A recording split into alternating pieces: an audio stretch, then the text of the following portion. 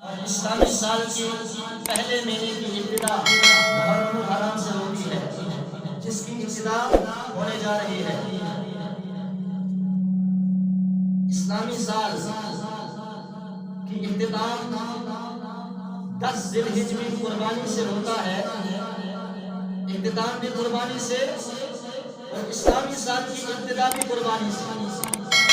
ذی الحجہ کی 10 تاریخ، جس میں حضرت ابراہیم علیہ السلام نے اپنے بیٹے حضرت اسماعیل علیہ السلام کو قربان کیا اللہ کی راہ میں، تو اسلامی سال کا اختتام بھی ہوا تو قربانی سے، اور اسلامی سال کی ابتدا بھی ہوئی تو قربانی سے۔ وہ محرم الحرام کی 10ویں تاریخ، جس تاریخ کو کربلا کے میدان میں امام حسین نے 72 جانثاروں کو ایک ایک کر کے قربان کرتا چلا گیا، یہاں تک کہ باری آئی 6 مہینے کے علی اصغر کی، تو دشمنوں نے جب تیر چلایا، جب وہ نہر فرات کی طرف جا رہے تھے، اس 6 مہینے کے علی اصغر کو لے کر اٹھا کر جا رہے تھے نہر فرات کی طرف، جب وہ پیاس سے بلک رہا تھا تاکہ پانی کا قطرہ حلق سے نیچے اتر جائے، اور تڑپتا ہوا وہ 6 مہینے کے علی اصغر اس کو لے کے جا رہے تھے، نہر فرات کے قریب پہنچے، دشمنوں نے تیر چلایا اور 6 مہینے کے علی اصغر کو گردن کو تیر لگتا ہوا چھید کرتا ہوا امام حسین کے بازو کو چھید کر کے پار کر گیا۔ امام حسین نے جب خون فوارے کی طرح اوپر نکلا، امام حسین نے خون کو چلو میں لیا اور آسمان کی طرف پھینک کر کہا، مولا یہ تو ایک علی اصغر ہے، اگر 1000 علی اصغر ہوتے تو ایک ایک کر کے تیری راہ میں قربان کرتا چلا جاتا۔ اسلام کیا کہتا ہے، دین کیا کہتا ہے، آپ کو سمجھ آ جائے گا ان واقعات سے اور ان الفاظوں سے، ان باتوں سے اور تاریخی ان باتوں سے۔ اسلام قربانی مانگتا ہے، دین قربانی مانگتا ہے، چاہے وہ جان کی قربانی ہو، اولاد کی قربانی ہو، مال کی قربانی ہو، کسی بھی طریقے سے وقت کی قربانی ہو۔ اسلام جب بھی زندہ ہوتا ہے، ہر قربانی کے بعد زندہ ہوتا ہے۔ لوگوں، اسلام زندہ ہوا ہے تو قربانیوں کے ذریعے سے ہوا۔ کربلا کی تاریخ ہمیں بتاتی ہے کہ اسلام قربانیوں کے بعد زندہ ہوتا ہے، اور وقت کی ضرورت ہے۔ لوگوں، اسلام کے لیے تیار ہو جاؤ، دین کے لیے تیار ہو جاؤ۔ میں اتنی بات ضرور کہوں گا، ارے ہمارا ایمان اس قابل تو نہیں اللہ کی راہ میں جان کو قربان کرے، ہمارا ایمان اتنا مضبوط نہیں کہ ہم مال کو سرے سے اللہ کی راہ میں قربان کریں، نہیں، لیکن ایک ایسا جو وقت ہمیں بالکل مفت میں ملا ہے، وہ وقت قربان کرنے کے لیے تیار ہو جاؤ۔ اسلام کے لیے وقت دو، دین کے لیے وقت دو، وقت کو قربان کرو، دین کو سیکھو، اسلام کو سیکھو اور تعلیمات رسول پر عمل پیرا ہو جاؤ۔ اس کے لیے وقت لینا پڑے گا۔ اگر وقت نہیں لیا تو سمجھ لو کہ ہم ایمانی طور پر کمزور ہوتے چلے جائیں گے، ہماری آنے والی نسلوں میں ایمان نام کی چیز نہیں رہے گی۔ اس لیے کہ وقت کی ضرورت ہے کہ ہمیں وقت کا قربانی دینی ہوگی، تب ہماری آنے والی نسلوں میں بھی ایمان زندہ ہوگا، وہ ایمان پر سلامت رہیں گے اور ہم بھی ایمان پر سلامت رہیں گے۔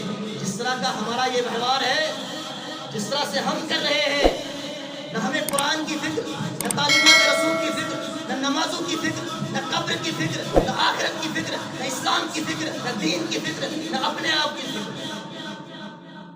ہم ایک دوسرے کا بنے نہ بنے، اقبال نے ایک ہی شعر میں پیغام دے دیا، لوگوں اپنے من میں ڈوب کر پاجا سراغے زندگی، اپنے من میں ڈوب کر پاجا سراغے زندگی، اگر میرا نہیں بنتا نہ بن، اپنا تو بن۔ لوگوں، اگر ہمیں ایک دوسرے کا نہ بننا پڑے، لیکن اتنا ضرور ہے قبر کے اندر جا کر تنے تنہا سوالات و جوابات ہونے ہیں، تنے تنہا وہاں حساب و کتاب دینا ہے، سوال ہوں گے، جوابات دینے ہیں، اس کی تیاری کرنی ہے۔ آخرت میں حساب و کتاب ہونا ہے، اس کی تیاری کرنی ہے۔ وہاں کوئی ساتھ نہیں آئے گا، وہاں کوئی کسی کا نہیں ہوگا۔ اللہ کا قرآن کہتا ہے قیامت کے منظر کو رب نے بیان کیا ہے، یوم یفر المرء من اخیہ وامہ وابیہ وصاحبتہ وبنیہ لکل امرئ منہم یومئذ شأن یغنیہ وجوہ یومئذ مسفرہ ضاحکۃ مستبشرہ ووجوہ یومئذ علیہا غبرہ ترہقها قترہ اولئک ھم الکفرۃ الفجرہ۔ ارے جس دن بھائی بھائی کا نہیں ہوگا، بہن بہن کی نہیں ہوگی، ماں بیٹی کی نہیں ہوگی، بیٹی ماں کی نہیں ہوگی، باپ بیٹے کا نہیں ہوگا، بیٹا باپ کا نہیں ہوگا، کوئی کسی کا نہیں ہوگا۔ وہاں کی فکر کرنی پڑے گی، جہاں اکیلے تنہا چھوڑ کر جنازے کو کندھا دینے والے لوگ قطاروں میں کھڑے ہوں گے، لیکن جب قبر کی اندھیری کوٹھری میں رکھ کر آئیں گے وہاں کوئی ساتھ نہیں آئے گا۔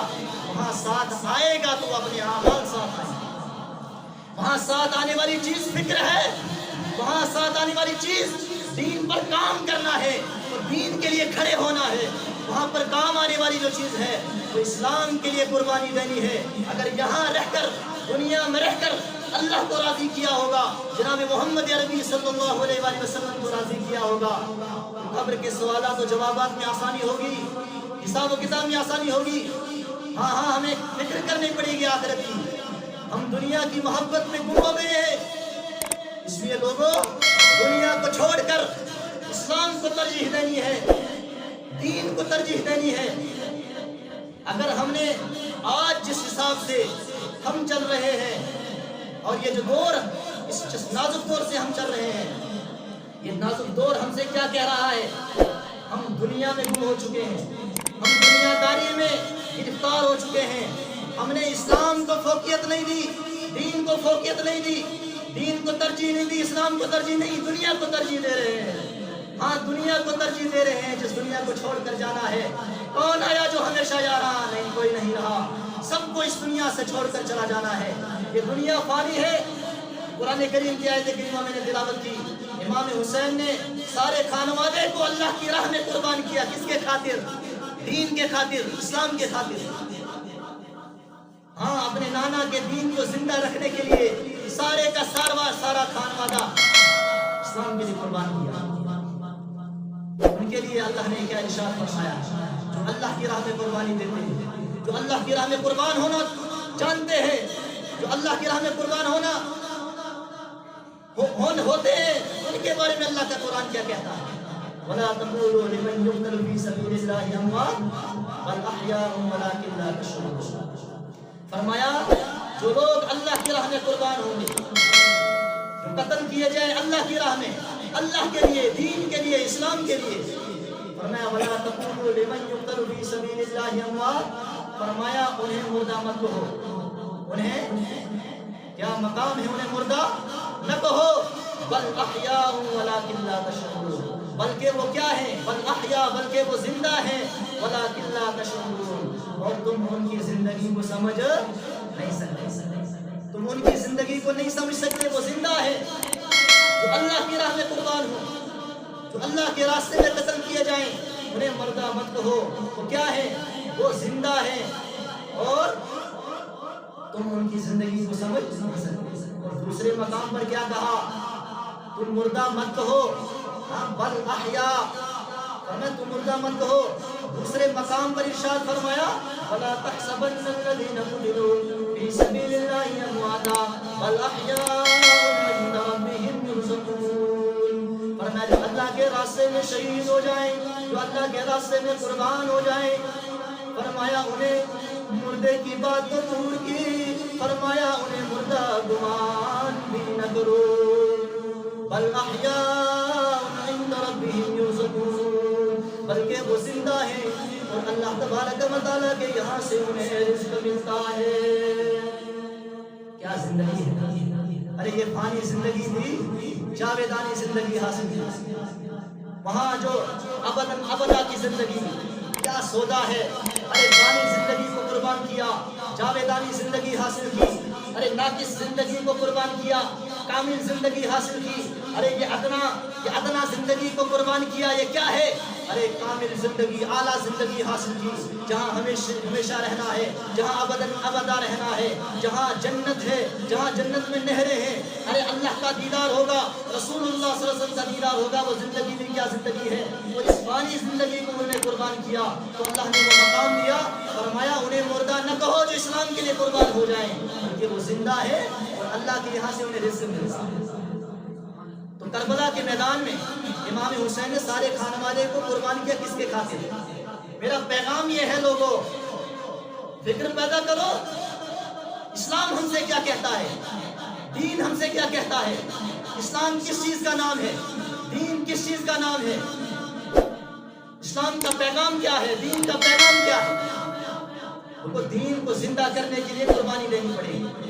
آج ہم ہیں، مال، جان، اولاد وہ تو دور کی بات ہے، ہم وقت کو قربان، سیکھنے کے لیے وقت کو قربان کرو، زندگی میں وقت کو نکالو، جو تھوڑی بچی زندگی ہے اس کو غنیمت جان لو، اور زندگی کی بچی زندگی کی قدر کر لو، ہاں جیتے جی اللہ کو راضی کر لو، منا لو اپنے رب کو، اور پیغمبر اسلام جناب محمد رسول اللہ صلی اللہ علیہ وسلم کو اپنی زندگی میں حیات میں راضی کر لو۔ ہاں اگر یہاں راضی کر لیا تو وہاں راضی، اگر رب کو یہاں راضی کر لیا تو وہاں راضی، وہاں کی زندگی آسان، قبر کی تمام منزلیں آسان، منزلیں طے ہوتی چلی جائیں گی، لیکن اس کے لیے ہمیں یہاں فکر کرنی پڑے گی، صرف اتنا کہ ہم ہمارے اندر فکر رہے۔ یہ جو مہینہ چل رہا ہے وقت بہت چاہیے، ہمیشہ کہتا ہوں کہ جب میں اس منبر پر بیٹھ جاؤں یا اس مقام پر کھڑے ہو